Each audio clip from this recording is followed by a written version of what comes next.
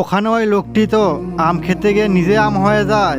তারপর এই যে টাকলা, নিচে থেকে আমগুলি উপরে সাজিয়ে রাখ। ওস্তাদ, আপনি এটা কি করলেন? ওই লোকটিকে আম বানিয়ে ফেলে দিলেন।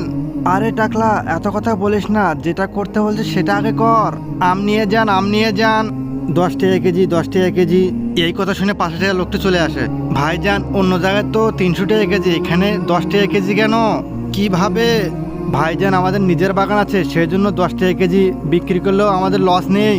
এটা শুনে সে আম কিনে নিয়ে চলে যায় আর রাস্তার পাশে বসে থাকা ভিখারিকেও আম খেতে দেয়। শুক্রিয়া ভাইজান, ভিখারিটির আমে কামড় দিত, সেও আম হয়ে যায়। টাকলা বুদ্ধি করে চাদরের নিচে সবগুলো আম লুকিয়ে রাখে। ওই লোকটি মেহমানের কাছে আমগুলি নিয়ে আসে। ভাইজানেরা, দেখো সুন্দর সুন্দর আম আনছি তোমাদের জন্য, তোমরা চেক করো এইগুলো, আমি হাত পাও ধুয়ে আসি।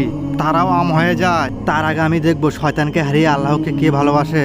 যারা যারা আল্লাহকে ভালোবাসে তারা লাইক এবং চ্যানেলটিকে সাবস্ক্রাইব করে দিও। আর যারা শয়তানকে ভালোবাসে তাদের কোনো কিছু করার দরকার নেই। এতগুলো আম কেন? আর তো মেহমানগুলোও নেই। তারপর সে নিজেও আম খেতে শুরু করে, সেও আম হয়ে যায়। আরে হারামখোর, লোভে পড়ে সস্তা আমগুলো কিনবে আরো।